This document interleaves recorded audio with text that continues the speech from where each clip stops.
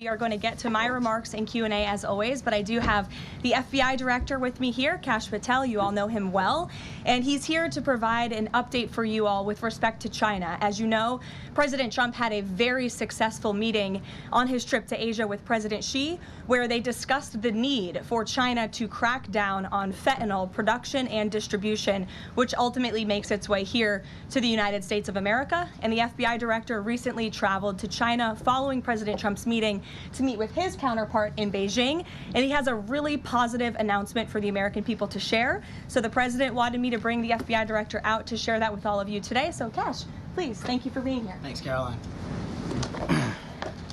As Caroline mentioned, we have some tremendous news, thanks to President Donald J. Trump once again for the American people. As soon as the President of the United States took office, he issued a mandate to rid America of the scourge that is fentanyl, a drug that has killed hundreds of thousands of Americans. Thanks to his leadership and direct engagements with China, we set up a framework to execute that mission 8 months ago. Attorney General Bondi immediately thereafter took steps to engage her counterpart in China at the Ministry of Public Security. Pursuant to their direct discussions, as the FBI director designated to run counterpoint on this, along with the Secretary of State Rubio and Ambassador Perdue and the team here at the White House, we set forward a path to implement the policy needed to crush the plague of fentanyl. Deputy Attorney General Blanche and our teams have been hard at work ever since, ultimately culminating in my trip to Beijing last week. This was only possible due to President Trump's historic engagement with President Xi just a few short weeks ago that set the stage for today's announcement. At that meeting, the leaders reached an agreement. But just to put this in frame for the American people, a reminder here that nearly 100,000 people died of fentanyl overdoses just last year alone. Here, this year, under this president, the FBI has seized 1,900 kilograms of fentanyl so far. That is a 31% increase from the same time period last year. To put it in perspective, that's enough fentanyl to kill 127 million Americans. Fentanyl precursors are what makes up fentanyl. While we, the interagency, the Department of Justice, have been fighting hard to seize and stop drug traffickers, we must attack fentanyl precursors, the ingredients necessary to make this lethal drug. That was the sole purpose of my trip to China, to eliminate these precursors. And if successful, we would suffocate the drug trafficking organization's ability to manufacture fentanyl in places like Mexico. This was the first time an FBI director has been to China in over a decade and received the audience with his counterpart to address this matter directly. And again, thanks to President Trump's direct engagement with President Xi, the government of China committed fully to my engagement there on the ground in Beijing at a level never seen before. While at Ministry of Public Security headquarters, I met with my counterpart at MPS, where the Chinese government agreed on a plan to stop fentanyl precursors. What does that mean? The People's Republic of China has fully designated and listed all 13 precursors utilized to make fentanyl. Furthermore, they have agreed to control 7 chemical subsidiaries that are also utilized to produce this lethal drug. Effective immediately, essentially, President Trump has shut off the pipeline that creates fentanyl that kills tens of thousands of Americans. These substances are now banned, and they will no longer be utilized by the Mexican drug trafficking organizations or any other DTOs around the world to make this drug. This historic achievement has saved tens of thousands of lives. This historic achievement would not have been possible without the tremendous team of President Trump, the Attorney General, the Department of Justice, the Federal Bureau of Investigation, and Ambassador Perdue in China, whose ground-level engagements were imperative to achieving this result. This is yet another example of how President Trump defends the American people, provides security for the American people, and puts the American people first.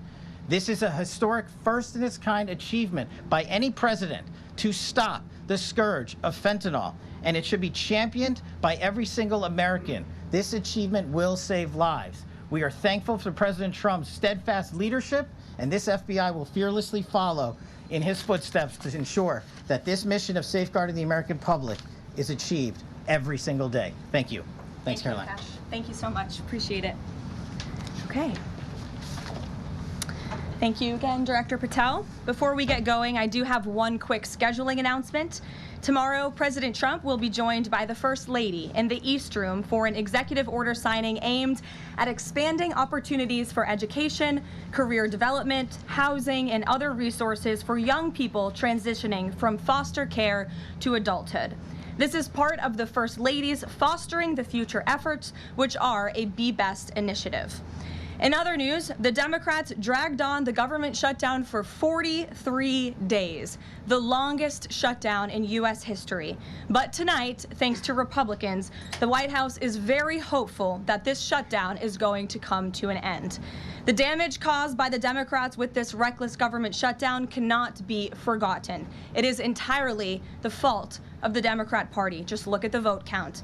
Hundreds of thousands of federal employees have missed their paychecks. Tens of billions in wages and benefits were withheld, impacting vulnerable families. Millions of low-income Americans missed their SNAP benefits. Nearly 20,000 flights at airports across the country were delayed due to staffing shortages, causing Americans to miss family events, vacations, and work obligations. According to Airlines for America, an estimated 5.2 million travelers have had their flights disrupted over the course of the Democrat shutdown.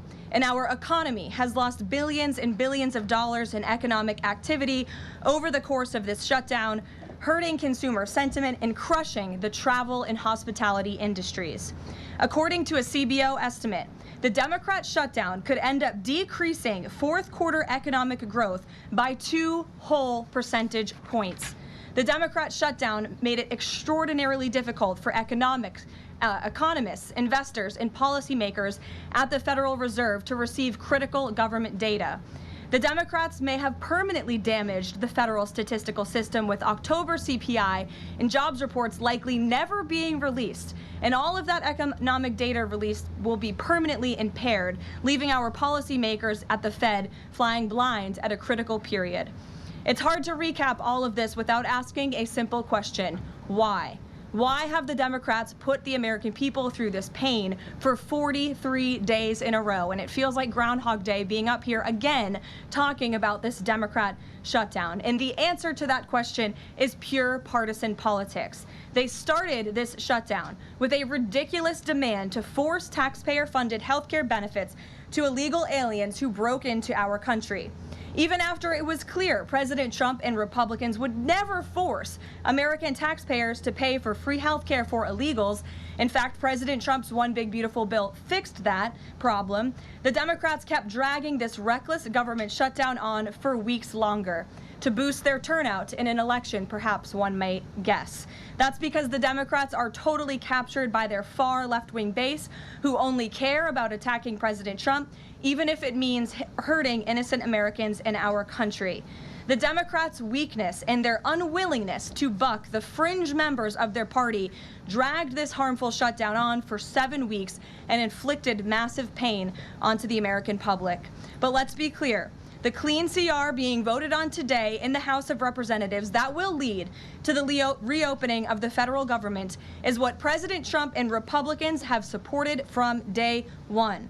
Our troops, air traffic controllers, and federal employees will be back to receiving their regular paychecks. Families in need will get back to receiving their food purchasing assistance, and the people's government will soon be back open for business. President Trump looks forward to finally ending this devastating Democrat shutdown with his signature, and we hope that signing will take place later tonight. On another matter, I want to address the affordability issue that's received a great deal of media attention this past week, which is ironic because it didn't receive that much attention when Joe Biden was here and inflation was at a record high 9%, the worst inflation crisis in modern American history. And President Trump won a landslide election in part to address the affordability issues created by Joe Biden and the Democrats. And that's exactly what President Trump has done since day one of his administration. Since the first day in office and every day since, the Trump administration has taken aggressive action to fix the Biden-created cost of living issues. The notion that the same Democrats who just shut down the federal government to sabotage our economy, rob people of their paychecks, and also helped Joe Biden ratchet up inflation to 9% are now suddenly affordability champions. That notion is completely absurd.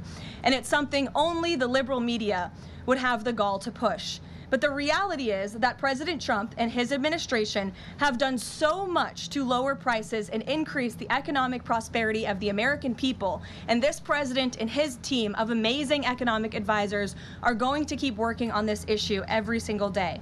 In less than 10 short months, President Trump signed the largest middle-class tax cuts in American history, including no tax on tips, overtime, and Social Security, which will guarantee that next year Americans are going to put more money back into their pockets. The president has completely unleashed American energy dominance to help bring gasoline prices to the lowest in 5 years, and we expect them to continue to decrease. And it has also lowered energy costs overall. There is more work to do, but again, the president's deregulatory and pro-American energy agenda is absolutely going to continue to drive down prices. This formula worked in the president's first term, and we expect that it's going to work again. And this is key because we know energy costs are the #1 driver of inflation. Again, just look at what Joe Biden did to our energy industry over the past 4 years of his administration, and look at what happened to inflation as a result. Everything became more expensive.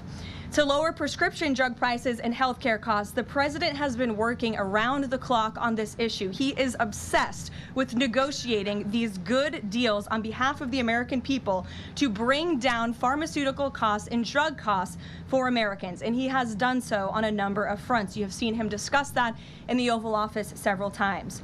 To fuel small businesses, lower their costs, and incentivize hiring, the Trump administration has already cut 30 unnecessary regulations for every new one on the books, which we know will save employers and small businesses across the country thousands of dollars in regulatory burdens. All of these pro-Trump policies are working, and they will continue to work. Wages are rising at the fastest pace of the start of a presidential administration in 60 years. The cost of the typical new mortgage is down by nearly $3,000 per year. There's much work to do, and this administration will continue to do it. But President Trump has already made great progress in cleaning up the economic disaster that was created by Joe Biden. With that, I will take your questions today, and in our new media seat, we have Bev Turner, who works for a new outlet, a UK outlet, but based here in Washington, D.C., GB News. Bev, thank you for being here today. Why don't you kick us off? Thank you, Caroline. So the clock is ticking on the Friday deadline by which the BBC must retract and apologise for their malicious edit of the president in the documentary shown last year. The recently resigned Director General of the BBC yesterday described the organisation as the very best of society and blamed the enemies of the BBC for this outcome. Also yesterday, a senior government minister launched a fierce defence of the channel in the House of Commons, saying that the broadcaster remains a light on the hill for people all over the world. So, does the president feel that the network is taking the situation seriously? Does he believe that they've shown sufficient regret? Does this strain the relationship between the president and the prime minister? And given that the organisation is publicly funded, is the president prepared to bankrupt the BBC in his pursuit of truth and justice? Well, thank you, Bev. There's a lot of questions in one there. I will say I know the president has a very good relationship with Prime Minister Starmer. You have been there. You've seen them in their interactions. You've questioned both leaders in your time joining us when we've gone to the United Kingdom a few different times now. However, he has always been very frank when he disagrees with leaders, even whom he has a good relationship with. And the BBC, being a fair news organization, is definitely an outlet. I think these two leaders would disagree. The president has made it very clear that this is a leftist propaganda machine that is unfortunately subsidized by British taxpayers, and he thinks that's extremely unfortunate for the great people of the United Kingdom and Great Britain. And I think that the president was deeply concerned by the editing, the purposeful and dishonest editing of his speech that was so clearly fake news. And he rightfully dubbed that term many years ago, and this is a classic example of that. We see it in the United States all the time. We see it now in the United Kingdom. As you know, the president's external legal counsel has filed a lawsuit against the BBC. We expect that to continue, and whether they apologize or not is up to them. Thanks for being here, Bev. Ouija. Thank you, Caroline. Sure. I have your statement about the new Epstein emails that have been released by House Democrats. Separate from why you believe the emails were made public, can you address their substance? Did the president ever spend hours at Jeffrey Epstein's house with a victim? These emails prove absolutely nothing other than the fact that President Trump did nothing wrong. And what President Trump has always said is that he was from Palm Beach, and so was Jeffrey Epstein. Jeffrey Epstein was a member at Mar-a-Lago until President Trump kicked him out because Jeffrey Epstein was a pedophile and he was a creep. And this email you refer to with the name of a victim that was unredacted now and has since been reported on in this room, so I will go ahead and say it, Virginia Giuffre. And it was CBS's own reporting, Ouija, that recently wrote that Miss Giuffre maintained, and God rest her soul, that she maintained that there was nothing inappropriate she ever witnessed, that President Trump was always extremely professional and friendly to her. And so I think it's a question worth asking the Democrat Party, and you should all go ask them after this briefing, of why they chose to redact that name of a victim who has already publicly made statements about her relationship with Jeffrey Epstein and is unfortunately no longer with us. Mary. Thank you, Karoline. Two questions on this. In the interest of transparency, why not just go ahead, release the full files on Epstein, get this all over with? This administration has done more with respect to transparency when it comes to Jeffrey Epstein than any administration ever. In fact, this administration, the Department of Justice, has turned over tens of thousands of documents to the American people. We are cooperating and showing support for the House Oversight Committee. That's part of the reason you are seeing these documents that were released today, because of the House Oversight Committee's and Republicans' efforts to get these out to the public. This administration also moved, the Department of Justice also moved to unseal grand jury testimony, which we know, unfortunately, a judge declined those requests. So this administration has done more than any, and it just shows how this is truly a manufactured hoax by the Democrat Party. For now, they're talking about it all of a sudden because President Trump is in the Oval Office. But when Joe Biden was sitting in there, the Democrats never brought this up. This wasn't an issue that they cared about because they actually don't care about the victims in these cases. They care about trying to score political points against President Trump, as we have, of course, seen with this government shutdown. And this entire thing, again, it's not a coincidence to the American people at home. There are no coincidences in Washington, D.C. And it is not a coincidence that the Democrats leaked these emails to the fake news this morning ahead of Republicans reopening the government. This is another distraction campaign by the Democrat and the liberal media, and it's why I'm being asked questions about Epstein instead of the government reopening because of Republicans and President Trump. But given your interest in transparency, Caroline, why are White House officials then meeting with Representative Boebert in an effort to try and get her to not sign this petition calling for the release of the files? Doesn't it show transparency that members of the Trump administration are willing to brief members of Congress whenever they please? Doesn't that show our level of transparency? Doesn't that show the level of transparency when we are willing to sit down with members of Congress and address their concerns? That's a defining factor of transparency. Having discussions with members of Congress about various issues, and I'm not going to detail conversations that took place in the Situation Room in the press briefing room. Reagan. I have a question about the government shutdown. Thank you. I'm glad someone does. First, on the government shutdown, the shutdown deal reverses the administration's reps, and it also prohibits more from happening until the end of January. I'm wondering if the president had input on this element of the deal, and if he's at all disappointed that's going to reverse the downsizing of the federal government that they did during the shutdown. I mean, look, I think it's about 6,000 workers total. When you look at that in comparison to the reduction in the federal workforce that this administration has done since January to get rid of the waste, the fraud, the abuse, and to reduce the size of our federal bureaucracy, we've done a lot of great work on that front, and we will continue to. But obviously, the president's main priority was to reopen the federal government and get people back to work, and that's what this deal accomplishes. And on the Middle East line, there's been reports in Israeli media that the U.S. is considering building a temporary military base on the Gaza border. Can you confirm these reports? So I had a conversation directly with the reporter who wrote this article, and this article was based on a single piece of paper an inquiry that somebody in the Department of Navy made about an idea that may happen in the future. And this reporter deemed that as an official plan and ran with a story that the United States is looking into it. I checked with the highest levels of the United States federal government. This is not something the United States is interested in being engaged in. It's not something we are currently involved in right now that we will be funding. And the president has been very clear he doesn't want to see boots on the ground with respect to what's happening in the Middle East. We've made great peace. We've made great progress with the peace plan in Gaza, and we want to continue to see that move forward. But I put a comment in that story for a reason, and sometimes we see reporters take a piece of paper like this and just deem it as official policy, and sometimes that misleads people a little bit. Sure. There's been a question about UK intelligence sharing regarding the drunk interdictions involving Venezuelan boats. How will that affect the U.S. military operation? There's been a lot of discussion about the high caliber of the intelligence that has been provided before any of these military actions have taken place. I've seen that report. Oh, hello. I've seen that report. I'm familiar with the reporting, but we don't comment on intelligence matters, classified intelligence matters, as you know. As for the Trump administration's position on our narco-terrorist campaign in the Caribbean, it is going to continue, and the president has made it very clear he's not going to allow terrorists to bring illegal drugs that kill American citizens into our great country. Sure, John. I'll go to John and then Zolan. Go ahead. Thank you so much. Trump has talked about sending out $2,000 checks to U.S. citizens. Earlier this year, he also talked about sending a Doge dividend. That didn't materialize. Should U.S.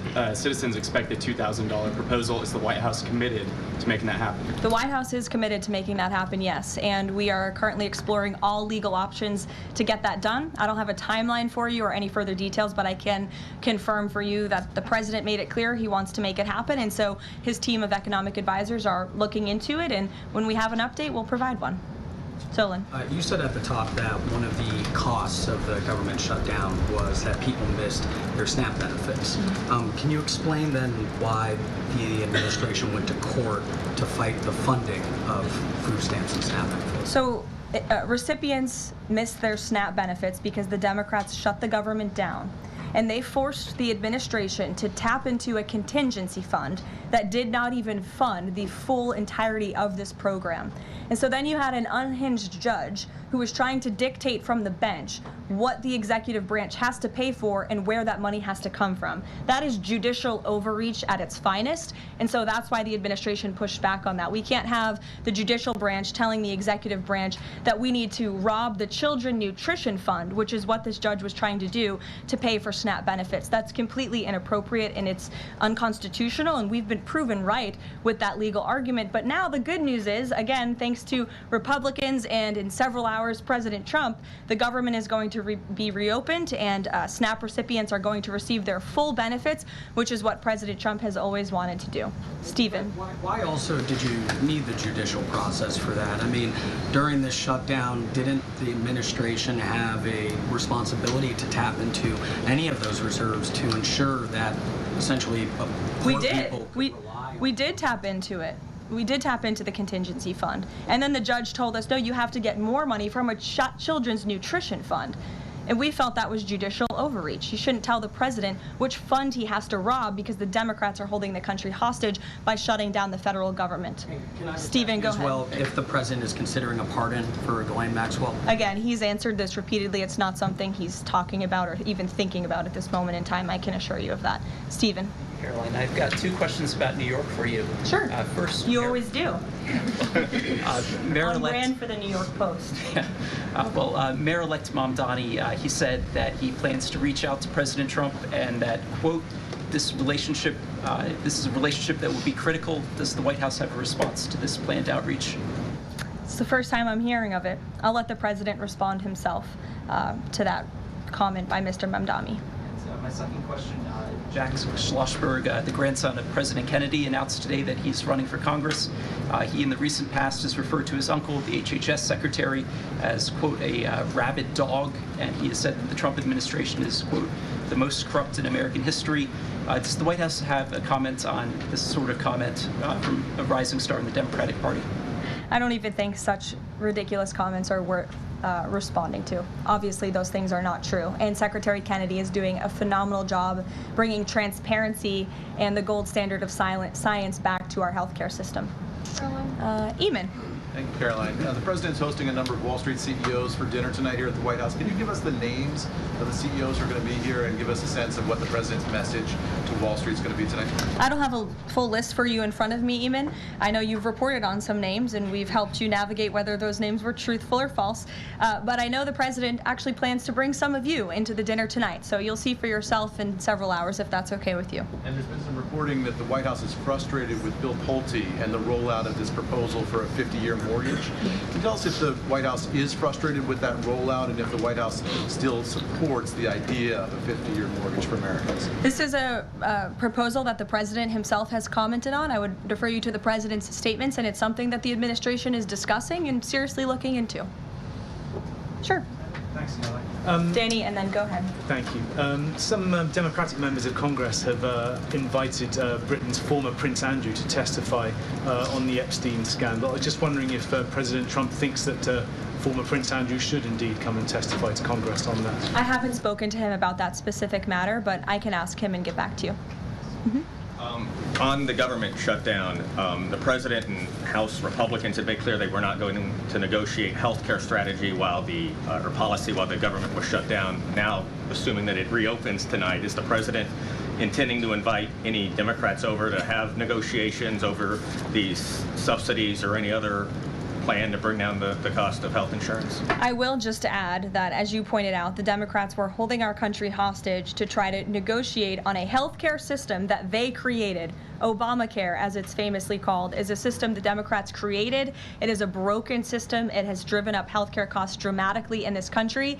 And now they shut the government down to try to fix that system they broke. It doesn't make any sense to us, which is why the president said that's a completely untenable position. However, once the government reopens, the president, as he's always maintained, is absolutely open to having conversations about healthcare. And I think you'll see the president putting forth some really good policy proposals the Democrats should take very seriously to fix, again, the system that they broke. You can't trust the same people who broke the system to fix it, and so the American people will continue to hear from the president on this issue.